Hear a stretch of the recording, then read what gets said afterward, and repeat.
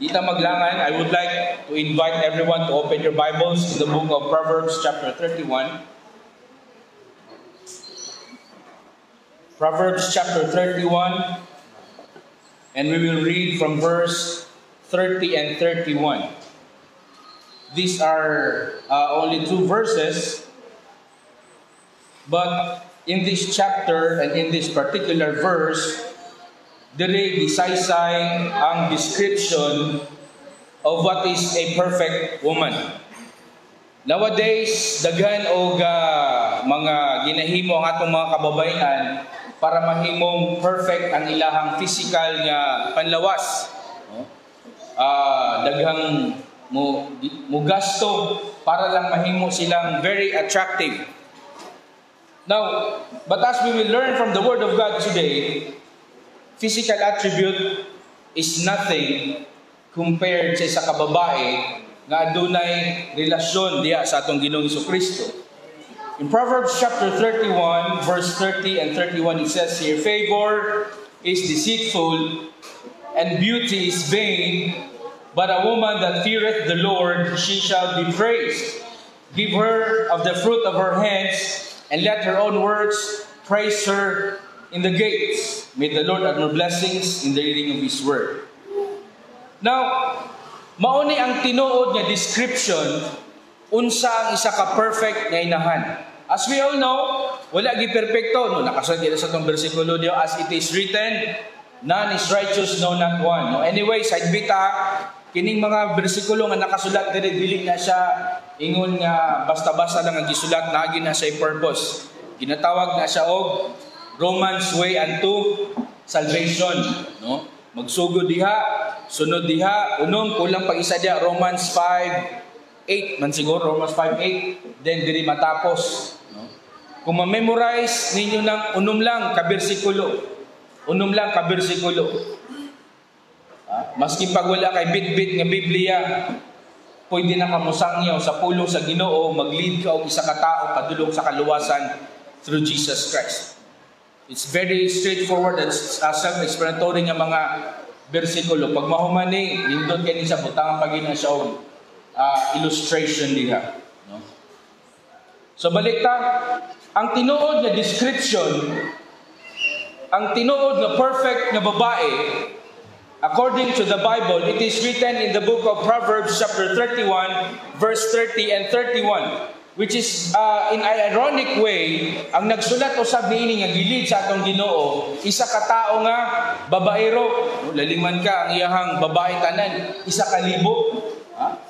700 kabuk iyahang kabit, 300 kabuk iyang asawa. Pero, siya ang gisugo sa Ginoo nga musulat niini, gilid sa atong Ginoo nga musulat niini, kay nga no, even si Solomon, sa kadaghan niyang babae, 1,000 kabuok nga naka-record sa Bible, ni isa nga iyang gi-describe diri as he is led by the Holy Spirit, wala gid siya inaangkon. Sama sa gi-describe diri. Favor is deceitful and beauty is vain. Tuod man daghan ang mo appreciate sa isa ka babae nga maanyag, no? Sexy og lawas, pero kana wala na siya'y pulos at tubangan sa Ginoo, kay ang babae nga tinuod nga gwapa, as what the Bible said, is a woman that feareth the Lord, and that is why, the very reason that she will be praised. Gani karon sa Miss Universe sa Pilipinas, no holds bar na, but pasabot, wala na age limit. Gani, gipapila na po nila og ganang transgender. Wa na gyud. Kaya nga naman, ang kalibutan karon, they are very conscious sa physical attributes sa isa ka babae. Mao na ilang ginalantaw, no? But on a biblical sense, dili na siya mao tinuod nga nindot o gwapa o perpekto nga babae. But ang adunay kahadlok, adunay gugma, dili lang kay siya mismo, apan siya pod mismo ginabitbit niya iyang tibok panimalay sa pagpangalaga diha sa atong Dios. A mother that nurtures her children. Mao nang inahan nga iyang ginasiguro ang sunod nga henerasyon sa iyang pamilya. A mother that nurtures her children is ensuring. What does ensuring means? Iyang ginagarantiya nga naay mosunod nga henerasyon. Mao na iyang ginatiman. But a woman that imprints to her children, what does it mean imprints? In a very simple explanation, kanang manok.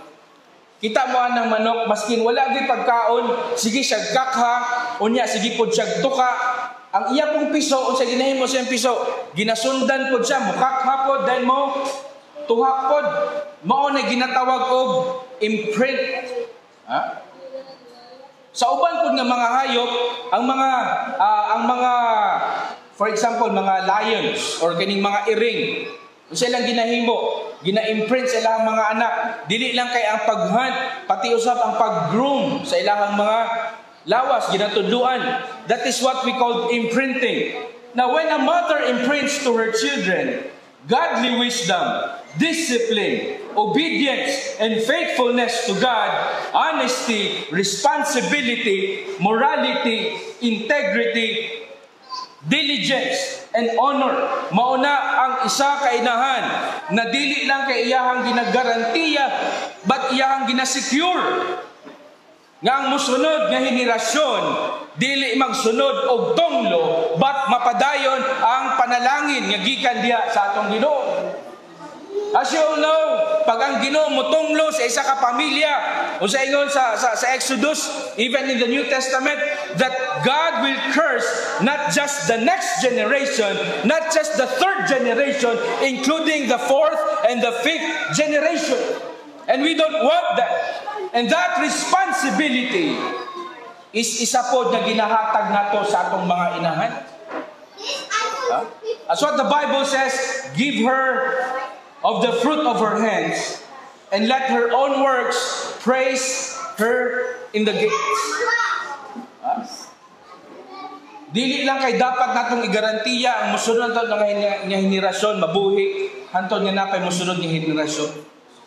Kay kung kita mainiton, unya ang musunod nga henerasyon dili, kay wala nato na matuto diha sa paggugma, diha sa pagbitbit nila padulong sa simbahan para mga lagad, para mahimaya ang atong Dios.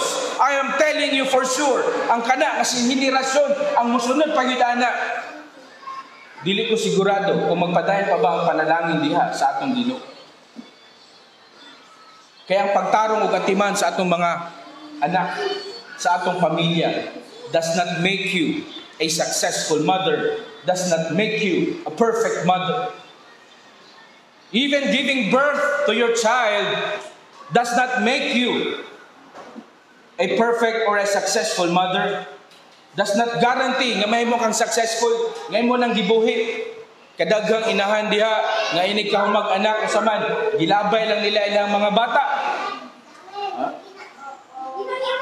What makes you a perfect mother?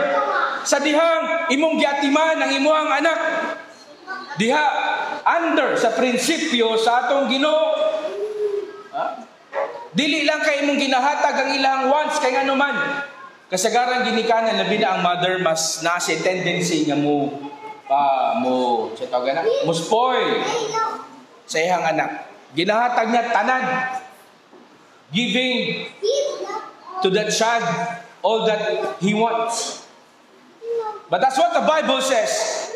Dili nato kinahanglan ihatag tanan nga wants sa atong anak, but what we should give to our children is what they need. And what they need is the Lord Savior, Jesus Christ.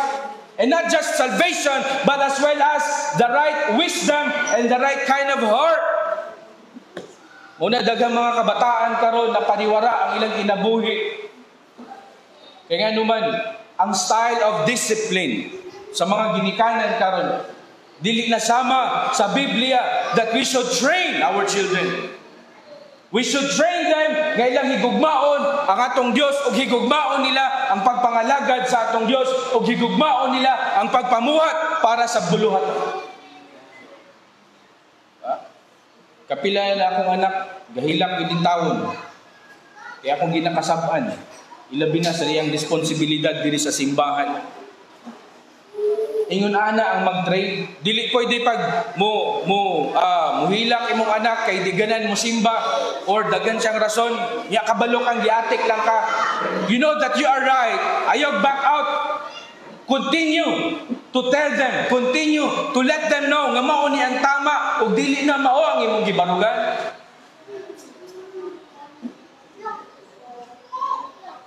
And that makes a perfect mother. Kayang kasing-kasing, iyang kaalam, na diha, under, sa atong Diyos. Si Abraham Lincoln, he is a president of the United States. And iyang ingon, the hand that rocks the cradle is the hand that rules the world. Would you believe that? The hand that rocks the cradle is the hand that rules the world. Kung unsa daw partially or not totally ang batasan sa atong anak, mao po daw na batasan sa atong mga ginikanan, sa atong inahan. Tanawa si former President Duterte, unsa siya klase nga mag-rule sa nason. He ruled it with an iron hand. Kaya nga naman, ang disiplina nga yang gimat-an sa iyang inahan is ingunana pod stricto. Wherein, at first, nasuko siya kay nga, gipaluhod siya sa asin, gipaluhod siya sa monggos, o kung sa pa na gipaluhod sa iyaha, kapila siya nakasab-an. But later on sa iyang kinabuhi, sa dihang siya na pod nagkaroon og pamilya, dito niya na-realize, tama giday ang gitudlo sa akong inahan. Discipline is different from abuse. Kaya nga kasagaran sa mga bata karon pag disiplinahon sa inahan, ilang huna-huna ginaabuso sila. Ilang huna-huna nga ginadaog-daog sila. Naman tay mga military or police diri sa dihang niagi ni sila og training from civilian mosulod sa serbisyo. Ang training dili gyud na siya lalim. Unsaon man ang training is kana bitong balion ang imong civilian attitude, nga imong mental o imong heart is musunod jud ka unsa ang ilahang isugo. Mabitaw na sa military unsa na ilahang motto, obey first before you complain. Nya na pa na isa, no retreat, no surrender. Mao na daghang mga bata karon nga reklamador, daghang mga bata karon nga walay endurance kay ngano man usahay kita nga ginikanan. We are just giving what they want para mahilom, but not we are giving them what they need, especially the wisdom of God.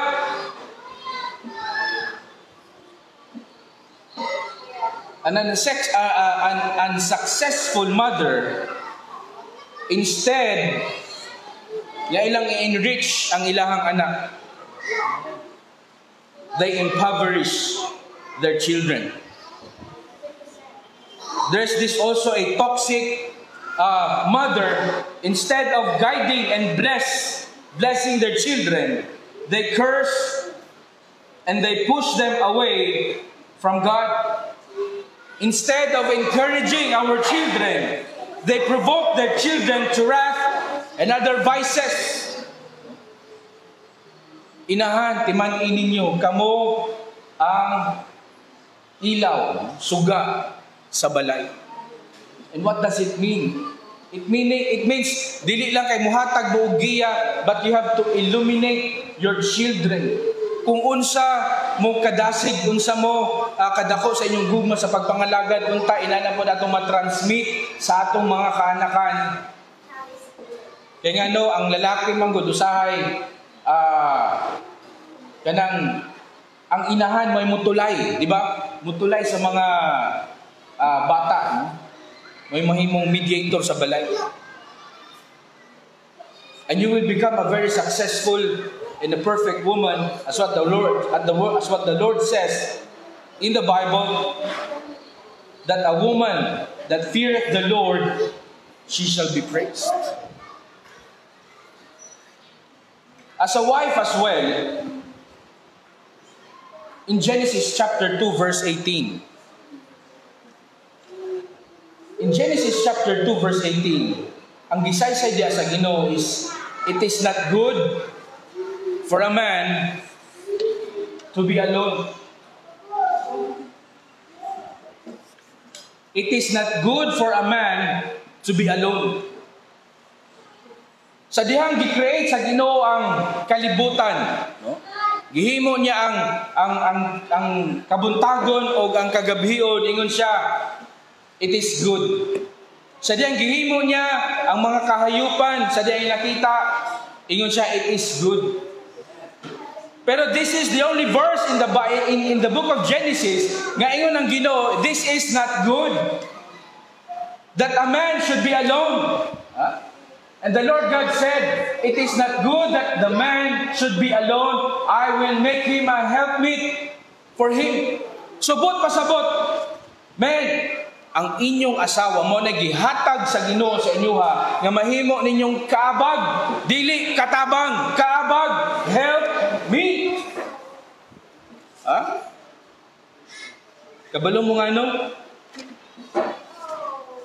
Na dili disgrasya, but it is God's will nga mao na inyuhang naasawa, mao po na ang inyuhang nabana, mga babae. Di ba asa gikan si Eve? Gikan sa gusok ni Adan. That is in verse 22. Si Eve gikan sa gusok ni Adan, from a rib. And the original text sa King James in the Old Testament, it is written in Hebrew language. And in Hebrew language, the word rib, ginatawag siyang chala, in Hebrew. And you know what that means? Kana inyong mga asawa, mo na inyong rib, mo na inyong chala. And chala means, rib means beam. Even ako na-surprise ko for the longest time, no? Ang atong nabalaan lang nga kining atong asawa gikan sa atong gusok, but on a deeper sense, deeper meaning, sila di ay ang beam sa atong balay. Kung ang mga men sa balay mao'y foundation, mao ng puste, asa man ang beam. You know? Maski doon sa pa kalig-on anang poste, kung ang inyuhang beam huyang, do you think ang balay mutindog? No, it is not. In the book of 1 Kings chapter 7, the whole chapter, particularly in verse 3, sa dihang si King Solomon, naghimo siya og iyahang balay. And he made that house for 13 years. Would you imagine? He was making that house for 13 years. And ang iyang foundation, ang iyang poste is made of cedar wood. And you know what is his beam made of? Ang iyang beam? Ang iyang beam is also made of cedar wood. Buot pasabot, kung unsa kalig-on ang foundation, ang poste sa isa ka balay, dapat inana pod kalig-on ang beam sa atong balay. Buot pasabot, mga babae, ayaw mong sugot nga kamo mahimong mahuyang, mahimong weaker vessel, but mahimong lig-on usab kay panahon nga muhuyang ang inyong mga bana, kamo ang mubarog nga palig-onon ang inyong usab nga mga panimalay.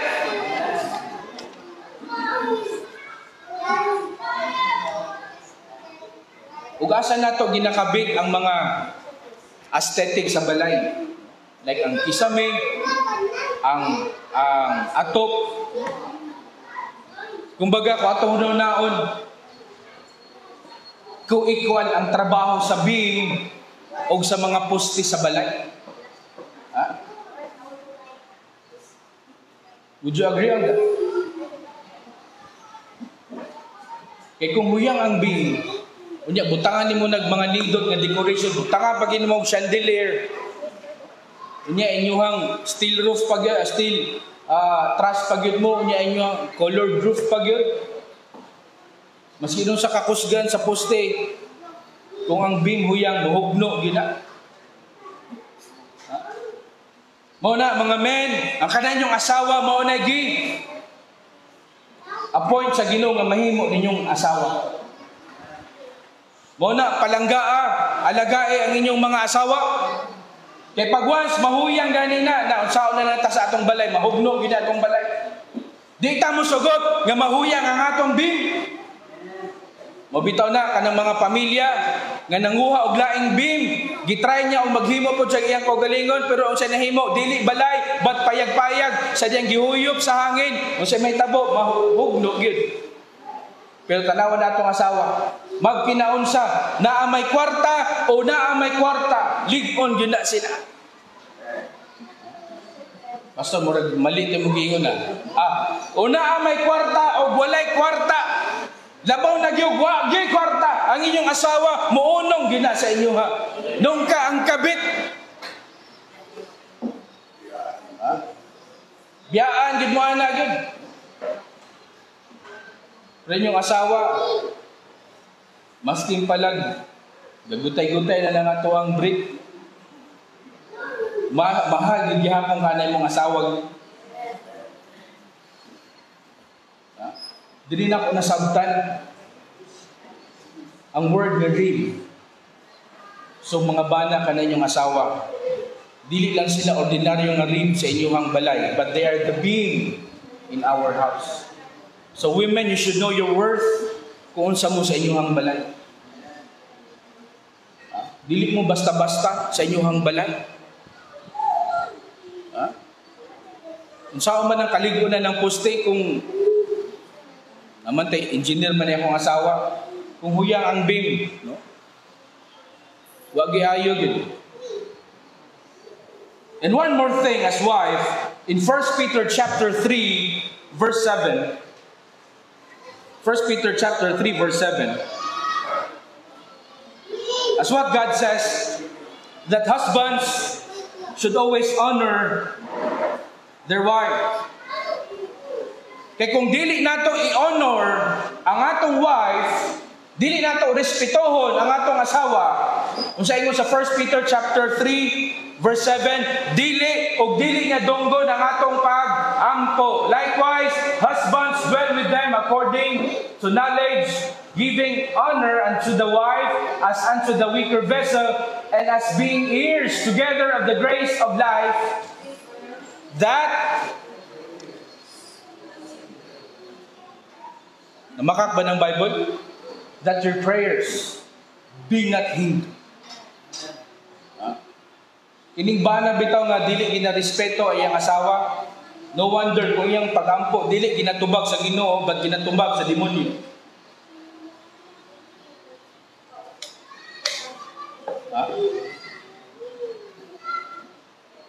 Bana, mga husbands, diyan ato mabalaan that there should always be unity, not just love sa atong balay, that we should always be in one faith, one baptism, one love, one obedience sa panimalay. Kay kung walay harmony sa panimalay, labi na ang Kristohanon nga pamilya, kung inyong asawa permente galoom og sakit sa kasing-kasing, kay ang mga bana badloon mo na ang mga bana iniko ampo nila unsay pangayoy nila sa Ginoo, di gid tubagon sa Ginoo. Kay as what the Bible says, if we will not honor our wives, God will hinder our prayers. Musugot ba tahan na bana? Di ko musugot, oy. Kaya nga no, even uyab kami sa kong asawa, I have been honoring her ever since. You know what word honor means? Sa Greek, meaning give her value. Bana, kano sa man ninyo last time gi-shoppingan ng inyong asawa nga inig-abot ninyo sa SM, gihatag din ninyo inyong credit card o ATM card. O love, palita unsa imong gusto. Ay lang pasubray 500. Mali imong giingong pastor. Love, palita unsa imong gusto. Bahalag ang sukli mabili na akong ATM 500 na lang. 500 na po day sulod. Maintaining balance. Kano sama nato naghihimo? Mo na karon ini magsimba dadto na ako sa SM niya akong asawa. Papilion ako siya sa iyang gusto dito, 1 piece o 2 piece chicken joy. Pamper your wife, honor your wife. Honor means give her value. Give her value. Reward her. Di lang sa pagpanghambog, no? Gusto lang ako sa pattern of good works ba? Sa diya uyab pa mi sa akong asawa, kabalo magyugoon sa ang ilahang kinabuhi sa buluhaton. As you know, ang kinabuhi sa ministry dili gid dali. But thank God sa among henerasyon, sa dihang ning graduate kami, nagkaroon mi og oportunidad nga manarbaho, no? At some point nahimo po kong manager, no? Pag may kag manager, nagud po na siya arang-arang na sweldo o arang-arang po niya bonus. I still remember that time. Kinumdum ba ka to?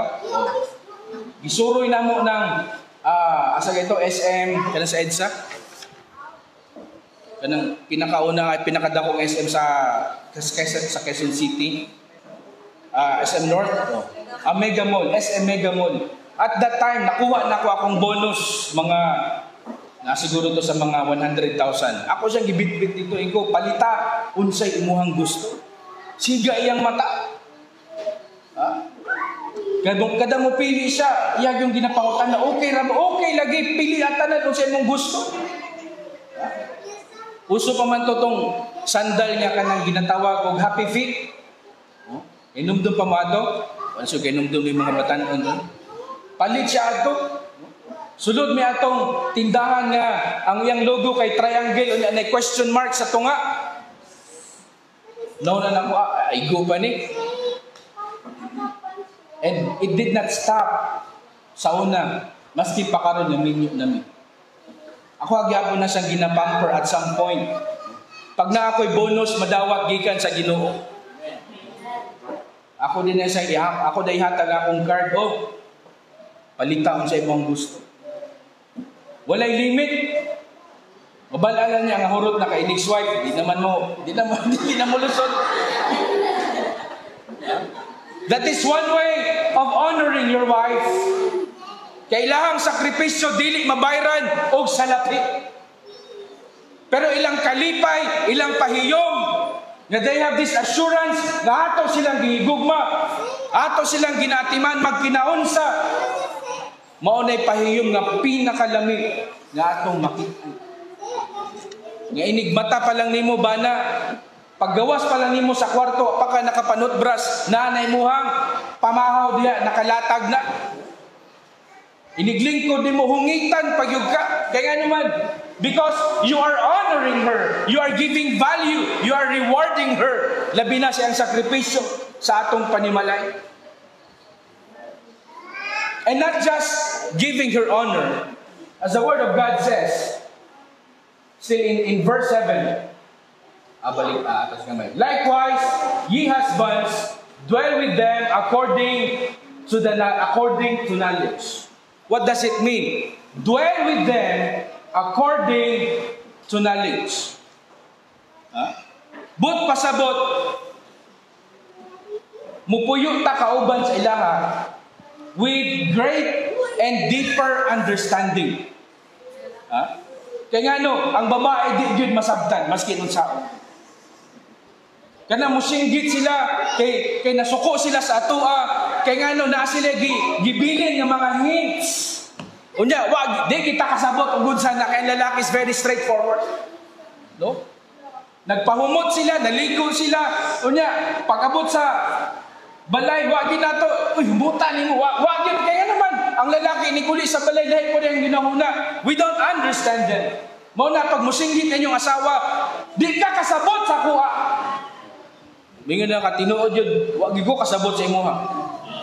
Kaya walay bersikulo sa Biblia, gaingon, that man will understand woman, but ang gaingon sa Ginoo, dwell with them according to knowledge.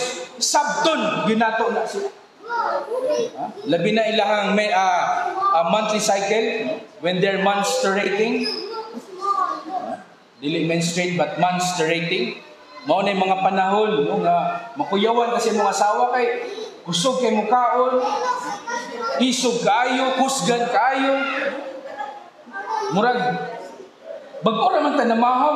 Unsa na mong kaonon?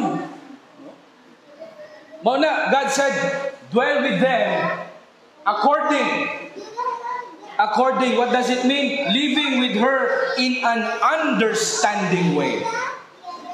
Because never ginato sila ma-understand. But when we live with them in an understanding way, diha ta magkaroon og kalinaw sa panimalay. As you know, men, I would like to make an emphasis on abusing our wives. Dili man taga-abuso, but this is a warning. In the book of Malachi, chapter 2, verse 13 to 15. Malachi, chapter 2, 13 to 15. Gisaysay diha, nga naay mga bana in the land of Israel, nga nagampo sila sa Ginoo, nahumod na lang ng altar sa mga luha, kaya na ginapangayo sa Ginoo. Pero ang Ginoo mismo niingon siya in verse 14, nga di ginako dunggon ang inyong pagampo. Sa verse 14, yet ye say, wherefore, because the Lord hath been witness between thee and the wife of the youth, against whom thou hast dealt treacherously. Meaning ginaabuso. Yet she is the companion and the wife of the covenant.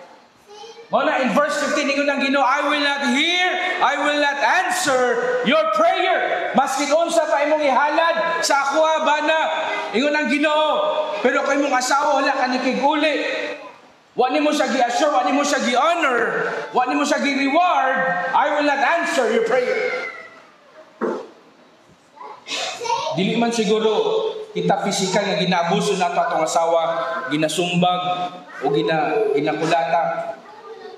Mobito na kaning vowsy. Isa diha sa mga bearing sa kaso is kanang emotional abuse. Emotional abuse. Kanang pulong dito nga very degrading. O kita nga mga men sa church, dili nato nabuhat. Because it is biblical. Nga pag atong abusuhon ang atong asawa, dili og dili gidunggon ang atong pag-ampo. And this is, I believe so, ang akong pag-ampo para sa atong buluhaton gidungog sa atong Ginoo. Naman diri akong asawa. Kaya nga naman, we are one in unity. Dili lang kay sa pagpangalagad aso ilusab sa gugma. Og dili na ko nasabdan. Pag imong asawa malipayon kung unsay pangayon mo sa Ginoo, di gina babagan sa Ginoo bat ihatag gina sa atong Dios. In Hebrews chapter 4 verse 14. Kita nga mga men, we are the high priest sa atong balay. Always know that. But pasabot, ikaw ang pastor sa inyong balay. In Hebrews chapter 4 verse 14 and 15, in chapter 14, gi-emphasize diya nga si Jesus Christ ang atong high priest. Siya lang usab ang Ginoo nga nagpakatao nga ning sabot usab sa atoa. He is our high priest. O sa atong balay, it says in verse 15, baba ko gamay, in verse 15, for we have an high priest which cannot be touched with the feeling of our infirmities. Kung sa ibot pasabot, anak, kinsa man ang mudepensa sa atoa, kinsa man ang musabot sa atoa, kinsa man ang makiglunog patay sa atoa, mga bana, kung dili ang ato lamang mga asawa, walay lain.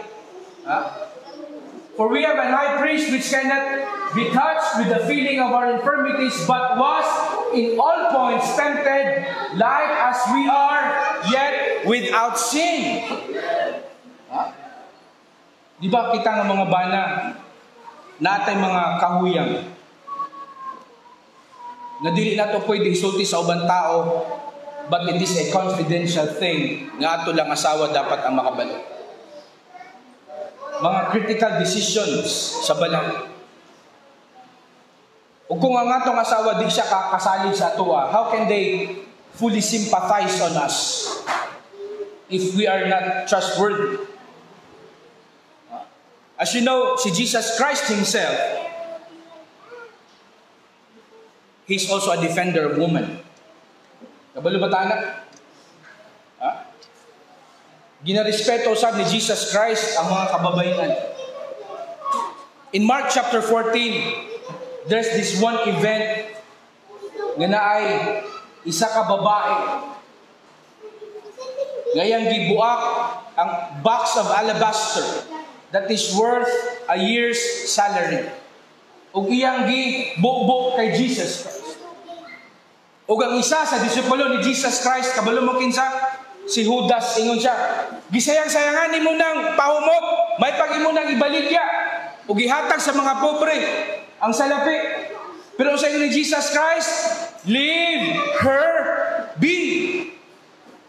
Kung sa Bisaya, o sabot pasabot ada, pasagdi. Mo na, I really appreciate ni mga woman nga nagapanarbaho, nagapamuhat para sa kalambuan sa atong simbahan. Dili na ako nakaya. But si Sister Lani rin ako din kat-kat ginana yun. Asa mo kakitag bulak, ngayon na, kaprisko hantod karon nilabay na pila ka. Simana sa atong anibersaryo, prisko gyapon kayo, wa gyud nalaya. Nahug na lang, wa gyud nalaya. Only a woman can do that. Mao na sa diyang si Jesus Christ, kini bitang babae bitaw no, labi ning mga woman nato nga magpamuhat para sa buluhaton, naa ug naa gyud Judas nga mubabag sa inyoha. Timan ina. Pero ang yung sa atong Ginoo, ayaw padayon. When you know that you are doing good, when you are doing right, when you are glorifying God, that is the right thing to do, even if it is expensive. God will always reward you. Kaya kabalo mo sa ingon ni Jesus Christ on the later verse. Mali siya, adili. In Mark chapter 14, on the later verse in that chapter, ingon ang atong Ginoo, Judas, kabalo ba ka? Kaning bayhana, ang iyang gihimo karon, it will be a memorial. Maskin pag mga wala natadiri sa kalibutan, mahinumduman, gihapon ang iyang gihimo. And this is what we are talking about right now. And this happened thousands of years ago, and even now, it is a great memorial nga atong tukion para sa mga kababaihan. Yang babae nga nagapamuhat para sa Ginoo, you will be remembered forever sa atong Ginoo. And you will never be forgotten. Yaban ang gisulti para sa mga lalaki? Wala. It is only sa mga babae. What you are doing, God will be making you a memorial out of it. Una sa atong mga babae, ayaw gimog kaluya, ayaw yung gunaw-unaan ang pagpamuhat sa simbahan sa mga lalaki lang dili, para usab sa mga babae. And in the book of John chapter 8, na isa ka babae diya nga nasakpan. Ang iyang kaso is adultery. Gidala na siya sa plaza. Nagtapok na ang mga pari, ang mga tao, nagguha na sila sa ilang mga bato. Kailang bato ni, kay mauni ang balaod ni Moses. O sa dihang ning gawas o galit si Jesus Christ, ingon siya, kung kinsa ang isa sa inyo ha, nga walay sala, may una mong bato aning bayhanan ni. Even si Jesus Christ, iyang giguba ang law of Moses. Kaya ang bagong balaod, labi na sa atong kaluwasan karon is only through Jesus Christ. So sa atong mga kababayan, I'm encouraging you to continue glorifying God and to continue serving God. In closing, there's this one mother. Ang iyang pangalan si Susanna Wesley. Si Susanna Wesley, she has 19 children. And some of them are very problematic. Si Susanna Wesley. But she did not stop educating her children about the Word of God. Ginabit-bit niya every Sunday sa simbahan ng iyang mga anak. Maskin pagka ng 19 kabuk, mga badlungon kayo. Because she believed in the power of the Holy Ghost. Nga kini mga badlungon nga anak, God will transform them. Nga mahimong mapuslan sa buluhaton. It is not our job na usbon sila, but it is God through our prayers. Labi na inyo kamo nga mga inahan. And you know what happened? Out from these 19 children nga anak ni Susana Wesley, na ay duha nga nangalagad sa atong Ginoo. In the name of John Wesley, nga nahimong founder sa Methodist Church. And in his time, it started a great revival sa Amerika. Kauban ang igsoon si Charles Wesley, who is also a composer. Silang duha nagtandem, and they brought the great evangelism, great revival sa Amerika at that time. Muna hantod karon nagyapon ng sana Church of Wesleyan Church, no? Or Methodist Church. Muna sa ato ang mga inahan. Kung kami nga mga amahan, we are the foundation, we are the poste sa balay. Kamo ang beam. Think of it. Unsa ka importante ang beam. Basig literal na inyong himonag, makiglalis mo sa inyong bana kung birahon yun ang beam. Tanawa, ako ra ba ang beam diri? Tanawa si Memo ang balay. Tangkato ni mo na maugnog inyong balay. But literally and technically kung sa Biblia. And that's what the Bible describes, unsa ang babae in the whole chapter sa Proverbs chapter 31. Gani in verse 10, who can find a virtuous woman? For her price is far above rubies. The whole chapter of Proverbs chapter 31 it describes about woman empowerment. Nga kaya ninyo himuon unsay kaya mahimo sa isa ka bana. Dili lang sa simbahan, kay kami ray makabarog din sa pulpito magwali. But in every way kaya niyo unsay himuon pud namo sa pagpanarbaho, sa pag-alaga sa bata gani, mas malampasan pa yun ninyo. Ha? In Proverbs chapter 31 in verse 15, diya nato makita ang babae nga kugihan. In verse 25, ginadayig siya because of her fashion. Dili kay kanang sanina nga murag manggawas na nang dapat dili makita. But in a fashion way nga marespetuhan. In verse 26, as a good advisor, good counselor, good guidance. Verse 14, maayo mo luto. Di man siguro tanan maayo mo luto, pero na may uban, maayo po mo limpyo. Verse 16 to 18, negosyante. Daghan ni babae, nga negosyante, isa na ako makita diri, oh. Negosyante. Verse 20, manggihinatagon. Generous. And verse 28, Mother of the Year. Ngayang mga anak ko, agay masulting nga dautan, but all praise sa iyang mga inahan. Let us pray. Most gracious and loving Heavenly Father, Lord, salamat kaayo sa imong pulong karon nga adlaw in dedication sa celebration namo karon sa Mother Sunday. Lord, salamat sa imong mga pulong nga nagdasig, naghatag ka na mo og giya na binamahan sa mga men in prayer. The Lord, there are times dili nimo gidulungog ang pag-ampo. It is because we are not honoring, we are not understanding our wives. Lord, help us through your principles and through your wisdom nga among masunod ang imong kamanduan for us to have a harmonious life and living sa paniman. Kinitaran akong pag-ampo sa pangalan ni Jesus. Amen.